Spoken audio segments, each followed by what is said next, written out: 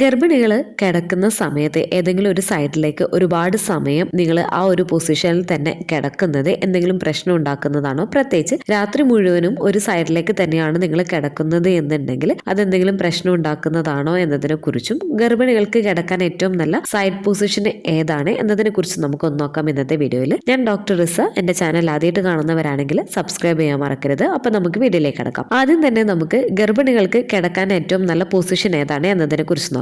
ആദ്യത്തെ 3 മാസങ്ങളിൽ നിങ്ങൾക്ക് ഏത് പൊസിഷനിൽ വേണമെങ്കിലും നിങ്ങൾക്ക് കിടക്കാവുന്നതാണ്. യാതൊരു തരത്തിലുള്ള പ്രശ്നം ഉണ്ടാക്കുന്നതല്ല. എന്നാൽ ഒരു 4 അല്ലെങ്കിൽ ഒരു 5 മന്ത്സിലേക്കൊക്കെ കിടക്കുന്ന സമയത്ത് നിങ്ങൾ മാക്സിമം ലെഫ്റ്റ് സൈഡിലേക്ക് കിടക്കുന്നതിന് വേണ്ടിയിട്ട് ശ്രദ്ധിക്കേണ്ടതാണ്. ലെഫ്റ്റ് സൈഡിലേക്ക് കിടക്കുന്നതാണ് ബെസ്റ്റ് എന്ന് പറയുന്നതിന്റെ പ്രധാന കാരണം ബ്ലഡ് സർക്കുലേഷൻ മെച്ചപ്പെടുത്തുന്നതാണ്. ഹൃദയം, വൃക്ക, ഗർഭപാത്രം എന്നിവയിലേക്കുള്ളതും അതുപോലെ തന്നെ കുഞ്ഞിന് മെച്ചപ്പെട്ട ഓക്സിജനും പോഷകങ്ങളും നല്ല രീതിയിൽ പ്ലാസന്റയിൽ നിന്ന് ലഭിക്കുന്നതിന് ഇത് സഹായിക്കുന്നുണ്ട്.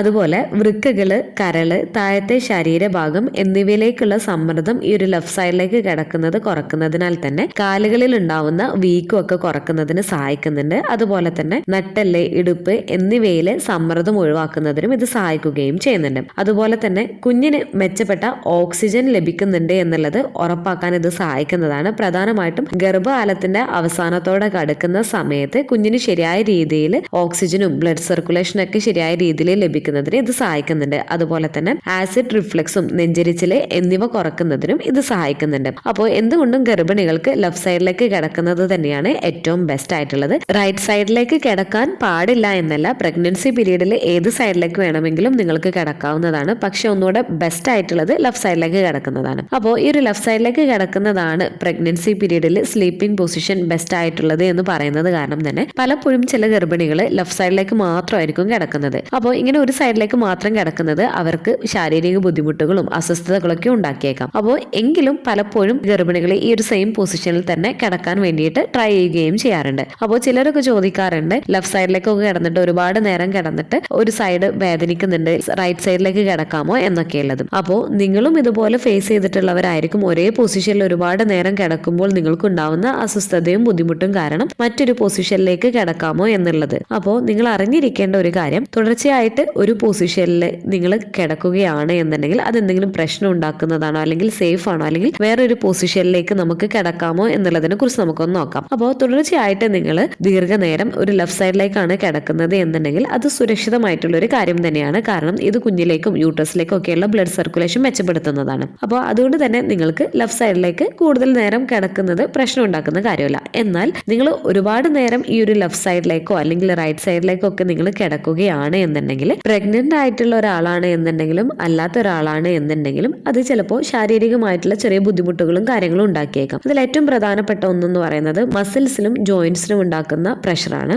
ഒരേ വശത്ത് തുടരുന്നത്, ദീർഘനേരം ഉറങ്ങുന്നതൊക്കെ പേശികളിലും സന്ധികളിലും നരമ്പുകളിലും തുടർച്ചയായിട്ട് പ്രഷർ ചെലുത്തുകയും ഇത് വേദനയോ അല്ലെങ്കിൽ മസിൽ സ്റ്റിഫ്നെസ്സിന് കാരണമാവുകയോ ചെയ്തേക്കാം. സെക്കൻഡ്, ബ്ലഡ് സർക്കുലേഷനിലുള്ള മാറ്റമാണ്. നിങ്ങൾ ഒരേ സ്ഥാനത്ത് തുടരുന്നത് ചില ഏരിയകളിലേക്കുള്ള ബ്ലഡ് സർക്കുലേഷൻ കുറക്കും. അപ്പോൾ ഇത് കാരണം നിങ്ങൾക്ക് ആ ഒരു ഏരിയയിൽ മരവിപ്പ് പോലെ അനുഭവപ്പെടുന്നതിന് കാരണമാവുകയും ചെയ്തേക്കാം. തേർഡ്, ഹിപ്പിലും ഷോൾഡറിലും ഒക്കെ ഉണ്ടാവുന്ന ഡിസ്കംഫർട്ട് ആണ്. നിങ്ങൾ തുടർച്ചയായിട്ട് ഒരേ പൊസിഷനിൽ തന്നെ നിങ്ങൾ കിടക്കുന്നത് നിങ്ങൾക്ക് ഈ ഒരു ഇടുപ്പിന്റെ ഭാഗത്തും നിങ്ങളുടെ ഷോൾഡറിലൊക്കെ കൂടുതൽ വേദനയ്ക്കും അതുപോലെ തന്നെ ഒരു മസിൽസിനൊക്കെ ഒരു സ്റ്റിഫ്നെസ് പോലെയൊക്കെ ഉണ്ടാവുന്നതിന് ഇടയാക്കിയേക്കാം. ഫോർത്ത്, പ്രഗ്നൻസി പുരോഗമിക്കുന്നതിനനുസരിച്ചിട്ട് നമ്മുടെ വയറ് വലുപ്പം കൂടുകയും നമ്മുടെ യൂട്രസിന്റെ ഒക്കെ ഭാരം കൂടുന്നതിനനുസരിച്ചിട്ട് കാലക്രമേണ ഒരേ സൈഡിലേക്ക് നമ്മൾ കൂടുതൽ നേരം കിടക്കുന്നത് അത് കൂടുതൽ അസ്വസ്ഥത ഉണ്ടാക്കുകയും ചെയ്യുന്നതാണ്. അപ്പോൾ ഒരേ സൈഡിൽ നിങ്ങൾ കൂടുതൽ നേരം ഉറങ്ങുന്നത് അല്ലെങ്കിൽ കിടക്കുന്നത് നിങ്ങൾക്ക് ഉണ്ടാവുന്ന അസ്വസ്ഥത മിക്കപ്പോഴും പകൽ സമയങ്ങളിൽ നിങ്ങൾക്ക് ശരീരവേദനയ്ക്ക് കാരണമാകാം. ഇടുപ്പിലെ വേദന അല്ലെങ്കിൽ തോളിലെ വേദനയൊക്കെ ആയിട്ട് നിങ്ങൾക്ക് അനുഭവപ്പെടുകയും ചെയ്യുന്നതാണ്. അപ്പോൾ